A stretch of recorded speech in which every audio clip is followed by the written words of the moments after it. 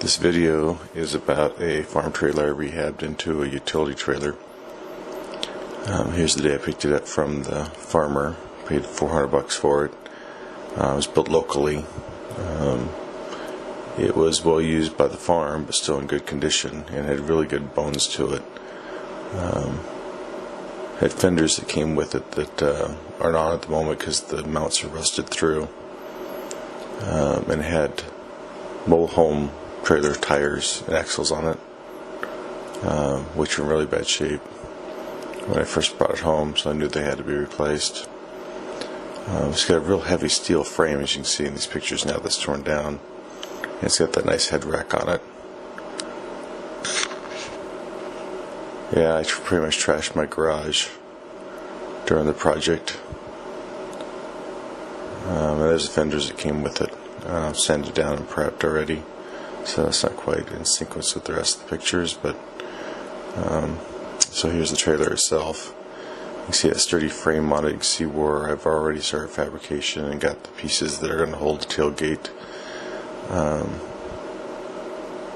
I got it all pressure washed. I cleaned up around the head rack. You can see I've already painted some POR 15 on the joints. I had to break those bolts off to get that head rack off and get it cleaned up before it bolts to the trailer. Got the winch mount welded in the center there already. That's the tailgate starting. Should have made it out of square tubing, not angle iron. It would have been stronger, but it worked. Welded everything with that 110 welder you see there in the picture off of Amazon. It worked really well for this project. This is test fitting the new fenders with the new mounts and the Spanish sheet metal on the tailgate. This toolbox got off of eBay to hold the ratchet straps, and then a place for all the lights that I'm wiring to go back to and have switches in. I have conduit welded on to run the wires in from front to back. This is when the painting started to turn the garage into a paint booth, really.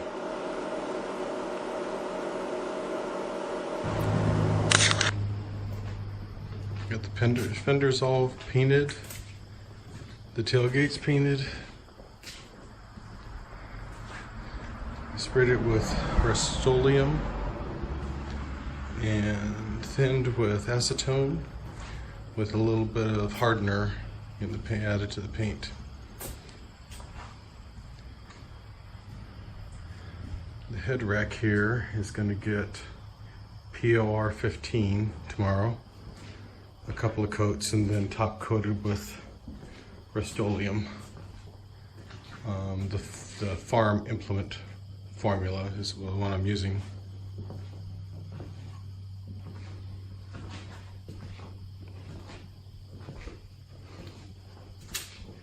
Came out pretty good. We'll see how it holds up. The trailer itself is outside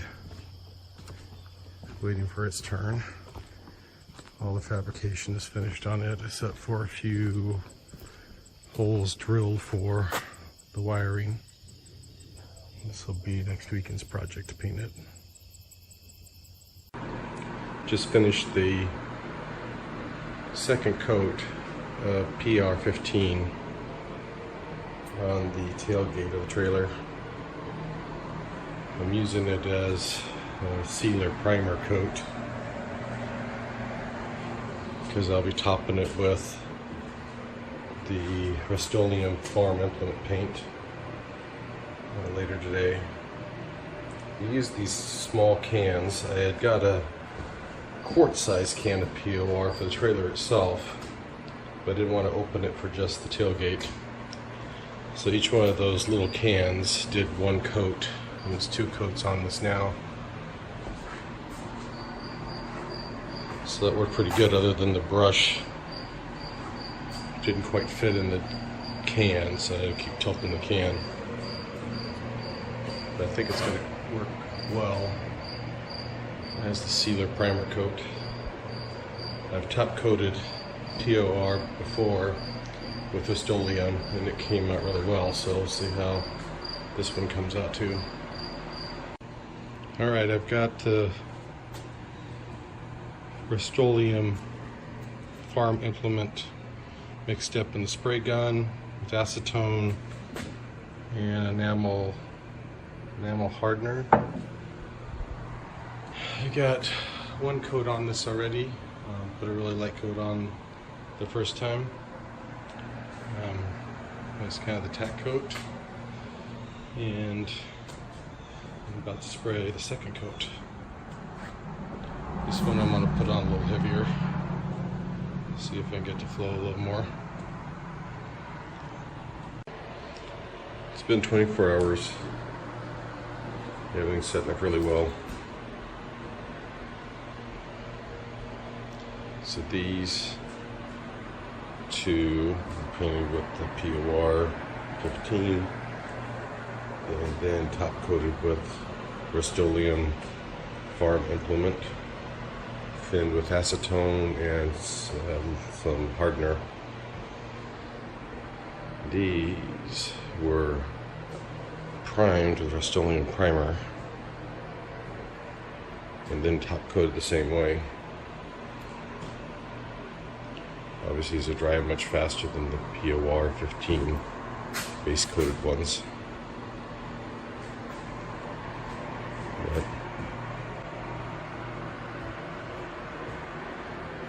it's coming out well. These are gonna continue to dry for probably a week while the rest of the trailer is being finished, and then they can be combined. I think the fenders came out the best. They were primed with edge primer and then high build primer, and then sanded and primed again, and then 3 coats of farm implement paint. So they should be pretty durable.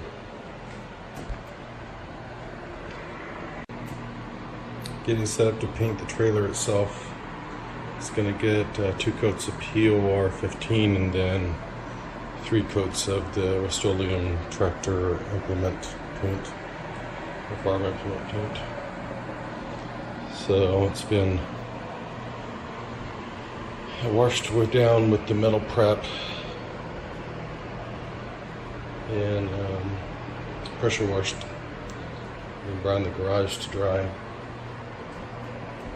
Trying something with the grounds as I pre-molded these little ground insteads wherever I think the wires are going to terminate need at ground. So we'll see how that works. It's something new, but seems like it's going to give the best ground. The pitch itself, I'm not going to use the POR 15 because it adds too much thickness, and so I sprayed it with the Rust-Oleum Rust primer and then just a coat of the Rust-Oleum black, let it dry separately so that it doesn't add more thickness to the paint and then to the metal, and then it won't actually go on when I go to reassemble it. So we only have one of the axles installed right now, which worked out really well because it's perfectly balanced so that with one hand I can actually lift the trailer up and down, and that allowed me to maneuver it into the garage when I get ready to paint.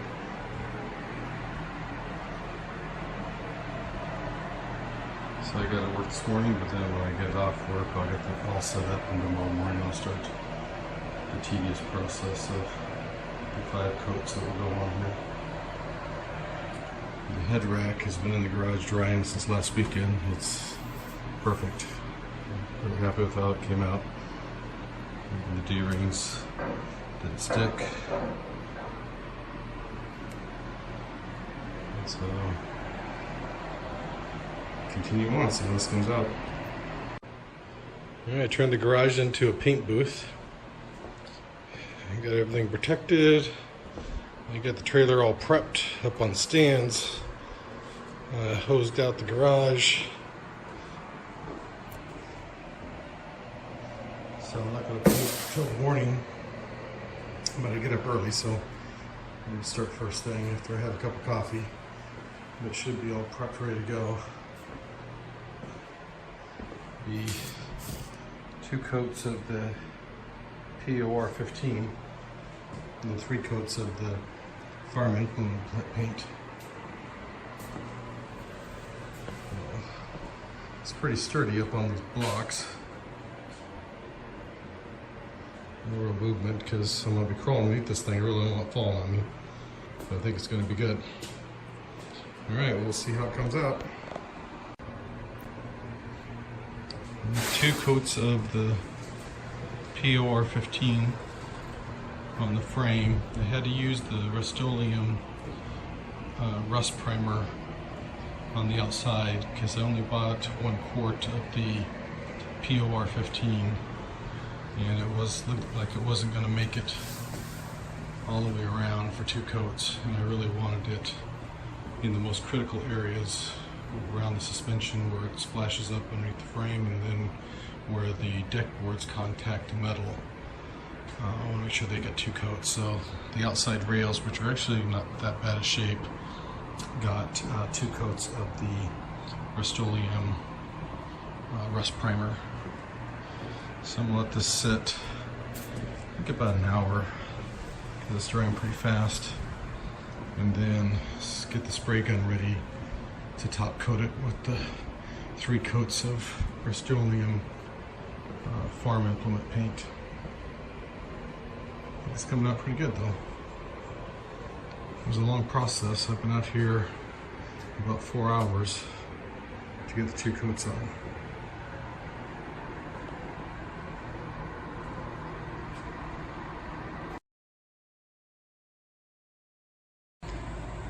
Have the painting all done. Here's the 2 coats of POR 15 and 3 coats of the Rust-Oleum farm and implement paint, thinned with acetone and enamel hardener. So it's about 20% acetone and that enamel hardener is one of those cans per gallon. And it took about almost a gallon to coat this thing with 3 coats. I really wanted to coat it well because I don't want to do this again. And so I feel like it's pretty protected now.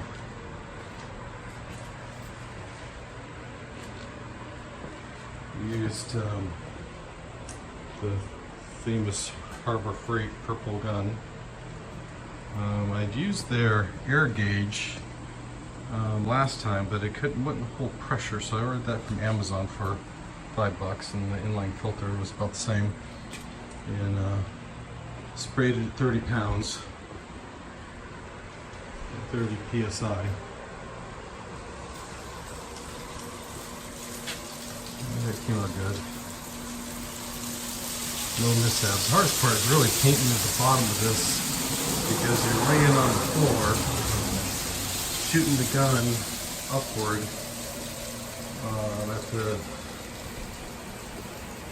steepest angle you can get it away with, really, because of the configuration. That was pretty tough. But other than that, I think it all came out well. And I feel like it's coated really good. So I'm going to let it sit for a day, and hopefully it's hard enough that I can get the axles on so I can roll it out of the garage and let it just sit in the driveway and cure in the sun for a few days. Not sure when I'm going to get to the decking boards. The wiring's really what I want to work on next while there's no decking boards on it.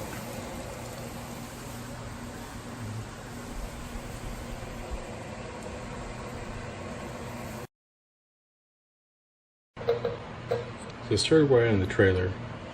I'm using these things for the first time, which they have a little solder inside of them.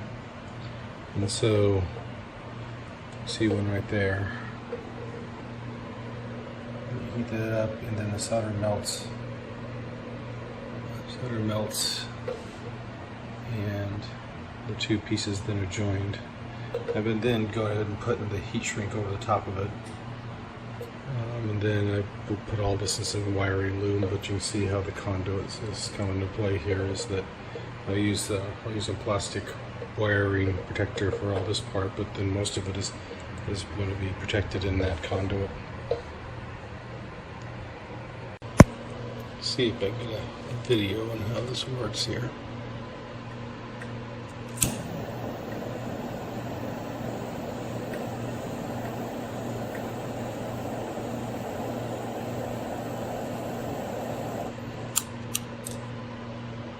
Solder then melts. You gotta let it cool because it has a low melting temperature, so you gotta give it a second to cool. And then I've been taking just normal heat shrink and protecting it with it. Of course, right, my light is running out of juice here. That's it. Okay, that's the finished wiring on this side. Everything's all protected. So there's the grounds right there. That's that attempt at welding a stud for grounds. You didn't done that before either, so I'll try that. And it all goes into this conduit here, and then this wiring loom actually runs deep into here. One to protect the wires from that turn right there, but then also for weather protecting, so they're far enough inside the conduit that the conduit will protect them. I spent most of the weekend trying to finish this thing, or at least get it farther along. I got the axles all on, the electric brakes are installed but not wired yet. I've got most of the wiring done.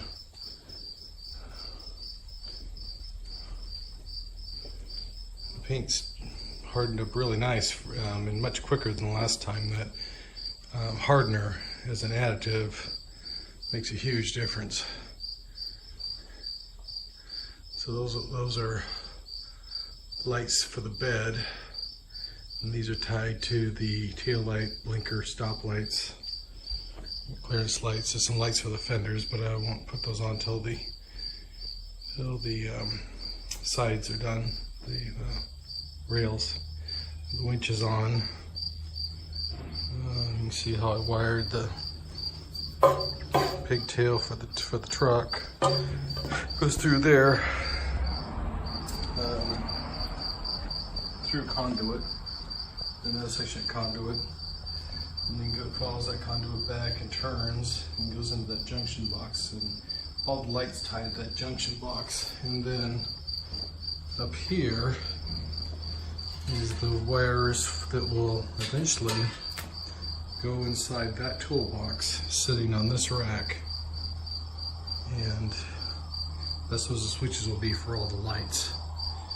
And I also have a switch that will light the backup lights on demand with a diode, so it doesn't backflow into the truck's trailer wiring. It'll just go one way. Get the hole drilled for the wire to come out. We got a little box on that side, and so all the electronics will be hidden in that one side there. So I like these boxes. They're eBay special for usually under $100. And they were really nice for these trailers. It's the second time I've used one of these. So, yep. I'm going to be doing more on it tonight, but I am happy about the progress. This lights the toolbox. At last minute I decided to put a light underneath here. I'm going to use one of the holes I drilled out for the toolbox. At least it's going to be one of these. It's going to be mounted underneath here, so it'll light underneath the toolbox. I haven't decided whether I put it on a separate switch or not, or if it will just come on when I hit the switch for the toolbox light. Kind of think it'll be separate, just like the option. Anyways, that's going to be it for tonight.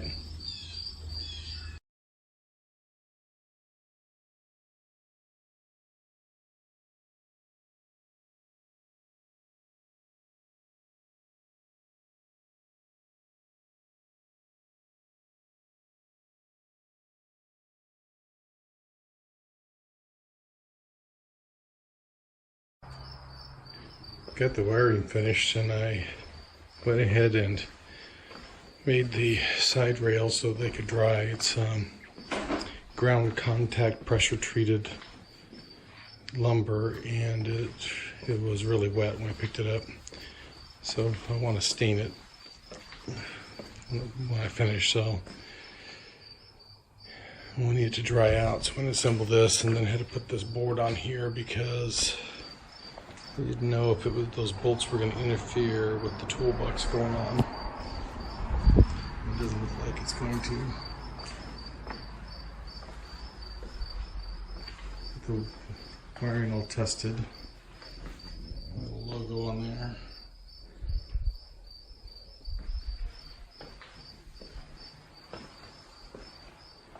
So, almost done. What I'm looking forward to is redoing the bed boards. They're out there in the driveway underneath that tarp at the moment. They need to be sanded down, get ready to paint. But all in all, it's looking pretty good. Well, I haven't been keeping up very well with the videos. Got the fender off at the moment. I just finished staying the bed in the rack board there. It's been drying for a few hours. I used a propane heater to heat up the garage so it would dry faster. While it was drying, I got the toolbox wired to those 3 switches. Control the rack light, the toolbox light, and a hitch light that hits it down underneath there. And then another one will turn on the backup lights, but there's a diode that prevents it from backfeeding into the trailer harness. The witch is set up now.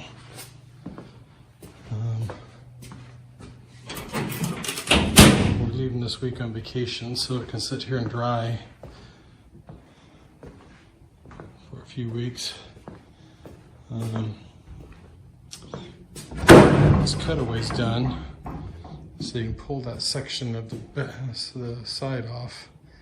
Little step there, or when you load to the side.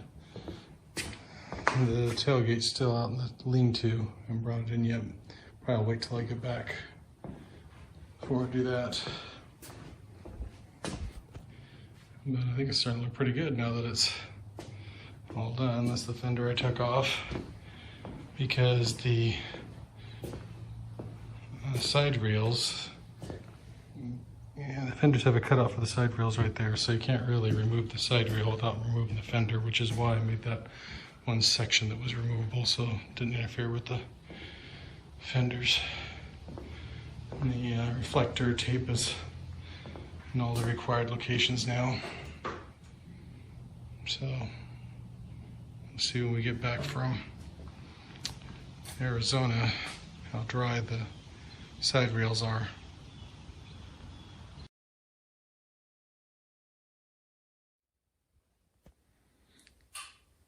So the side rails are now all stained up and drying. So the project's big parts of the project are wrapping up. So the bed's already stained, headboard's already stained. Got the tailgate on yesterday. Had to take the fenders back off, take the side rails off, they're over there. Today, get those mounted after the rails are on and get the lights wired for them. Toolbox is all cleaned up. Made a nameplate style thing for the switches that I gotta finish. Just took a strip of aluminum, cut off a piece of it, polished it up as a plate so that the labels would lay flat, because the diamond plate doesn't really allow for the labels to stick very well. So, ordered some bed D-rings, the recessed kind, that still need to go on, but I'll do that when we get back. But I feel like the big stuff is done. Just gotta get these on today, and then can start get the fenders mounted and wire the lights, and that should wrap it up till I get back. I'm back from vacation, so I'm finishing up what the few things that are left on the trailer. So installing these recessed tie downs. Each one's rated for 2,000 pounds. So I just got those installed. Got the deck board screwed down. Then I put a couple of sacrificial strips of aluminum up there because those hooks are meant for a chain that comes out and holds a pulley. So if something's too low for the winch, you basically hook it through the pulley, and that should take it out to a couple of feet above the rear deck. So once I get this wrapped up, then I'll probably shoot one final video of kind of showing all the features of the trailer. Got this installed this morning too. It is should the wireless remote for the winch not work for some reason. These are the wireless remotes for the winch. If they should not work for some reason, then I'll plug this handheld winch control into that port on the outside, and it'll run the winch. So I got already started to load up the tie downs and stuff that we normally keep with the trailer. So it's wrapping up. I'm kind of digging these little "Don't Step on My Fender" stickers. I don't know if I showed those last time or not, but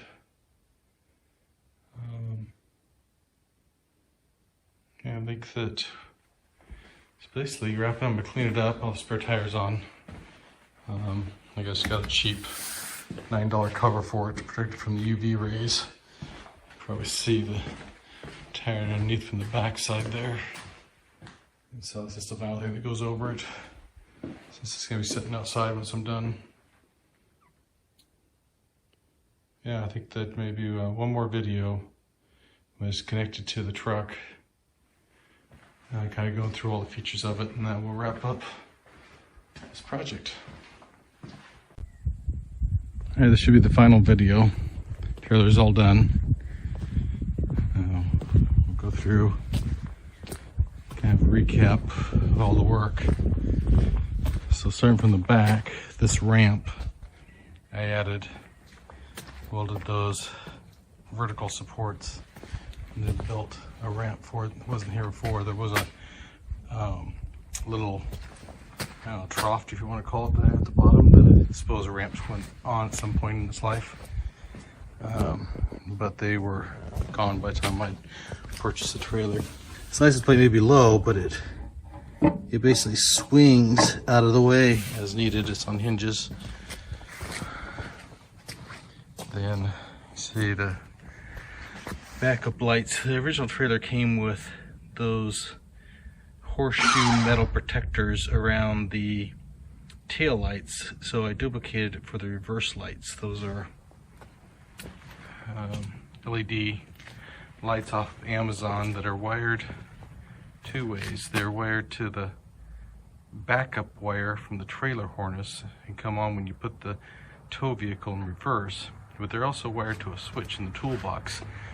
Each one of those legs are wired on a diode, so neither one can backflow energy into the other circuit. Have the trailer reflective tape on it. Then I welded these steps on here because I like actually to sometimes you just got to step into the bed over the rail. I didn't want to step on the fenders, so I got these no step stickers on the fenders. You see, there's one of those steps on each one. They're cast steel. I've never welded cast steel before, so I had to put it in the oven and heat it up is what I had read the way to do that. So They said use the kitchen oven at 500 degrees, put them all in there, let them cook for 30 minutes, and I pulled one at a time as I was welding it. Spare hot tire holder is the kind that usually bolts onto the tongue of the trailer. We can't see it very well. I actually welded it to the frame. See, so that's the back of it. The front, this triangle piece up here was empty originally. I used the leftover expanded sheet metal from the tailgate to fill that spot in and ran some angle iron to the central brace. Then when I got the trailer, the center jack was not there. They actually had one welded on the outside, which I cut off and went back to the central jack in the center. And then, let's see, we've got some lights.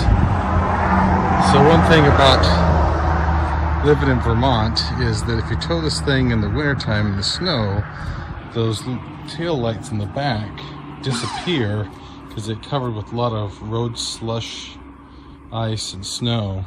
I learned that from my other trailer. So these are actually duplicates and wired into the same. They are turn signals, brake lights, running lights. On either side, I made the same protective horseshoe on it that matched the back. And then these are the bed lights. You actually see I now have the sacrificial piece of aluminum on both sides above those rings. And what happens is that winch is fairly low, so when you're pulling stuff up, it's got a low center of gravity. What those are for is a chain. It says here.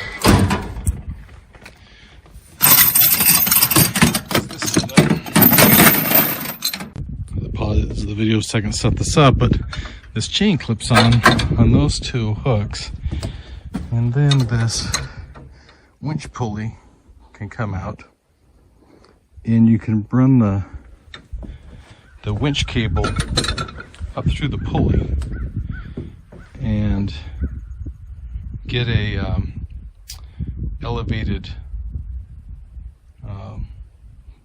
I don't know, winch for stuff that's too tall or that you want to grab from the back, and the winch being this regular location is too low. If this is a better angle, we can see this and kind of come up and grab the winch cable.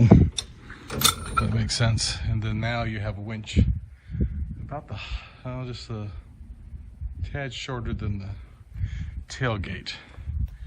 And so I didn't want that chain tearing up the head rack, and so these just little strips of aluminum, they're sacrificial and going to be changed out. So that's what that's for.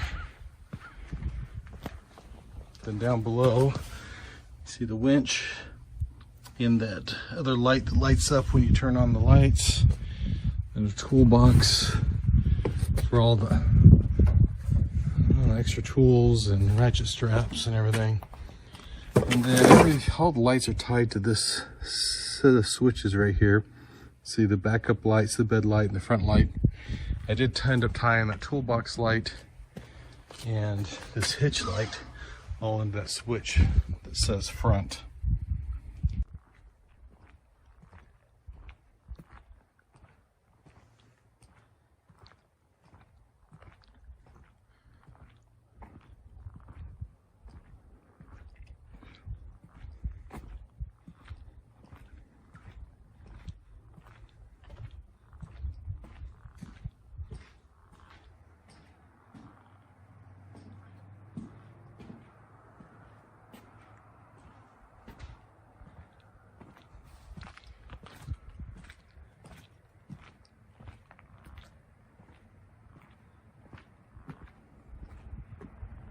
And I can show a previous video of which runs off of these wireless remotes. But then should they fail, there is a cabled one that plugs in on the outside right there.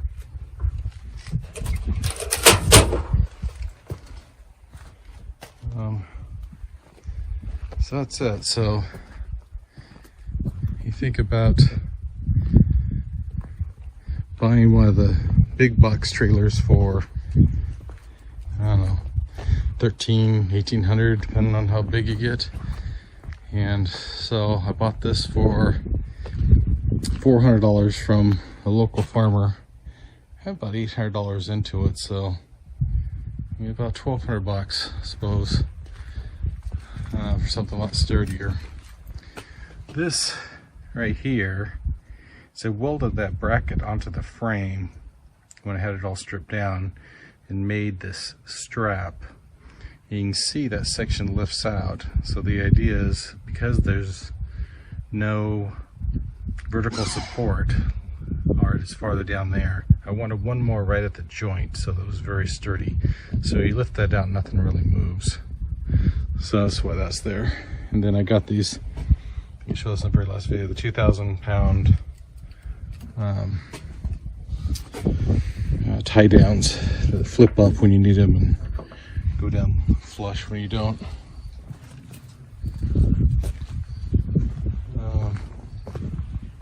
Yeah, so it was about, I spent most of summer doing this just a little bit at a time. I think it came out pretty good. Anyways, hope you learned something in the video, and I had fun doing the trailer, and I guess I'll see you next time.